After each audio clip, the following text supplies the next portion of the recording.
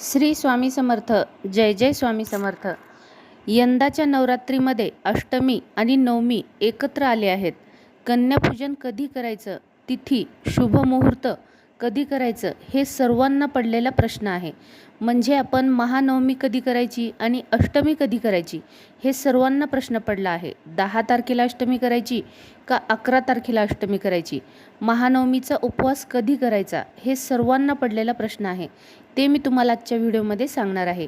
अनंत कोटी ब्रह्मांड नायक राजाधिराज योगीराज जगाचे चालक मालक पालक श्री स्वामी समर्थ महाराज यांना त्रिवार वंदन करते आणि आजच्या नवीन व्हिडिओला सुरुवात करते.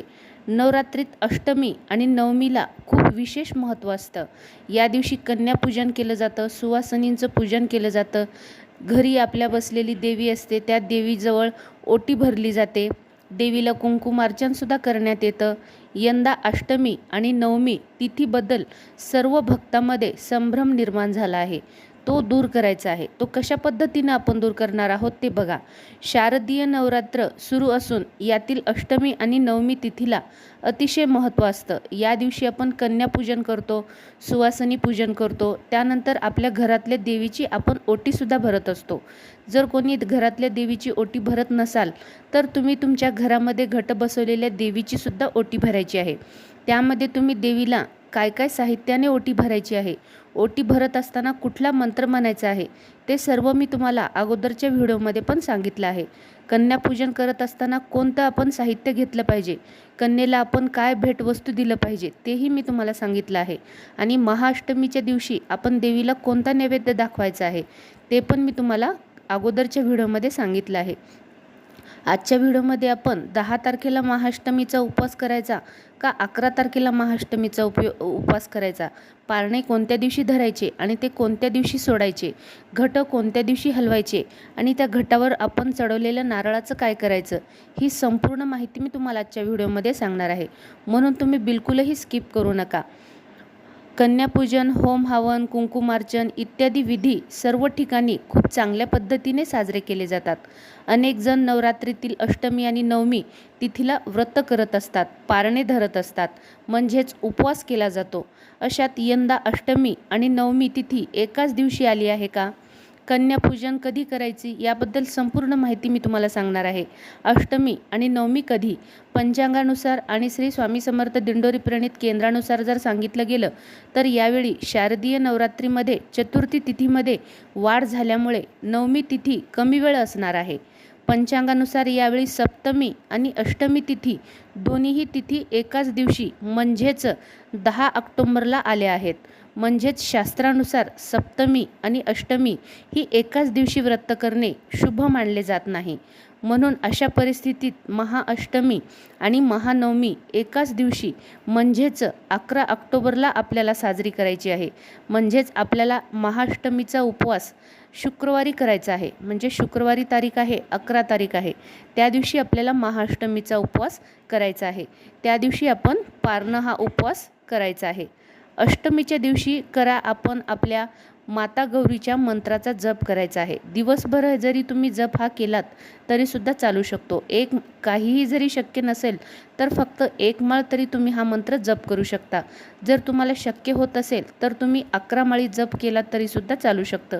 देवीचा मंत्र कोणता आहे तो बघा. ओम ऐं ह्रीं क्लीं चामुंडाय विच्चे, ओम ऐं ह्रीं क्लीं चामुंडाय विच्चे, हा देवीचा मंत्र आहे. हा देवीचा मंत्र तुम्ही 1 माळ करा किंवा 11 माळ करा किंवा दिवसभर जरी केलात, तुम्हाला जेव्हा वेळ भेटेल, दिवसभर जर भेटत असेल तर तुम्ही हा जास्तीत जास्त संख्येने तुमच्या कुटुंबातील सुख समृद्धी, लक्ष्मी प्राप्तीसाठी, लेकरांच्या प्रगतीसाठी, लेकरांच्या शिक्षणाच्या प्रगतीसाठी, कुठल्याही कारणासाठी तुम्ही हा जप करू शकता. देवीचा अजून एक दुसरा मंत्र आहे, तोही मी तुम्हाला सांगणार आहे. तो पण मी करायचा आहे आणि हा जो मी तुम्हाला आत्ता सांगणार आहे तो पण तुम्ही करायचा आहे. या देवी सर्वभूतेषु मा गौरी रूपेण संस्थिता, नमस्तस्ये नमस्तस्ये नमस्तस्ये नमो नमः. सर्वमंगलमांगल्ये शिवे सर्वार्थ साधिके, शरण्ये त्र्यंबके गौरी नारायणी नमस्तुते. हा सुद्धा मंत्र तुम्ही दिवसभर 1 माळ 11 माळ तुमच्या इच्छेप्रमाणे तुम्ही हा सुद्धा मंत्र करू शकता. अष्टमीच्या महापूजेचे खूप सारे महत्त्व आहे. नवरात्रीचा 8वा दिवस हा महाअष्टमीचा दिवस म्हणून सगळीकडे ओळखला जातो. महाअष्टमीच्या तिथीला विशेष महत्त्व असते. 11 ऑक्टोबरला आपण ही तिथी म्हणजेच महाअष्टमीचा उपवास पुरुषांनी सुद्धा केला तरी चालतो. प्रत्येक ठिकाणी स्त्रिया तर करतातच. कुमारिका मुलीसुद्धा हा महाअष्टमीचा उपवास करू शकतात. कोणीही हा महाअष्टमीचा उपवास करू शकतात. अष्टमीला माता गौरीची विधिवत पूजा करायची असते. निपुत्रिक जोडप्यांनी जर हा उपवास केला तर त्यांना पुण्यवान आणि निरोगी संतती प्राप्त होत असते. म्हणून पतिपत्नींनी हा उपवास करायचा आहे.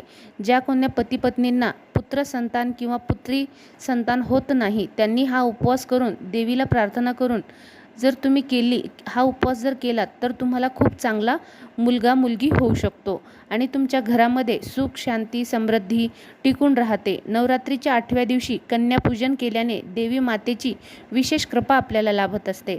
आपण नवरात्रामध्ये कोणत्याही दिवशी आपण कन्यापूजन केलं तरी पण चालू शकतं. आणि जर तुमच्या अडचणीमध्ये जॉबमुळे तुम्हाला कुठल्या कामानिमित्त या नवरात्राच्या 9 दिवसामध्ये जर तुम्हाला कन्यापूजन झालं नाही तर अष्टमीच्या दिवशी तुम्ही कन्यापूजन सुवासिनी पूजनसुद्धा करू शकता. आणि देवीची ओटी पण तुम्ही नवरात्रातल्या कुठल्याही दिवशी भरू शकताच. पण नवरात्रातल्या 9 दिवसामध्ये जर तुम्हाला घरच्या देवीची ओटी भरणं शक्य झालं नसेल तर तुम्ही अष्टमीच्या दिवशी देवीची ओटी भरायची आहे.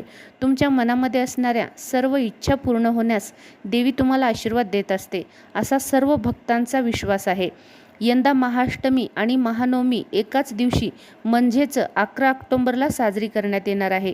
म्हणून तुम्ही सर्वांनी 11 ऑक्टोबरच्या दिवशीच अष्टमीचा उपवास करायचा आहे. अशा स्थितीत या दिवशी सकाळी लवकर उठून अंघोळ करायची. यानंतर पूजास्थळ पूर्णपणे स्वच्छ करून गंगाजलाने शिपडावे. त्यानंतर देवीसमोर तर दिवा लावलेलाच असतो. माता दुर्गाला गंगाजलाने अभिषेक करावा. पूजेदरम्यान देवीला अक्षता, लाल सिंदूर, फुले आणि प्रसादसुद्धा अर्पण करावं. खीर, हरभरा आणि पुरीसारखे सात्विक अन्न देवी दुर्गेला प्रसाद म्हणून अर्पण करायचं.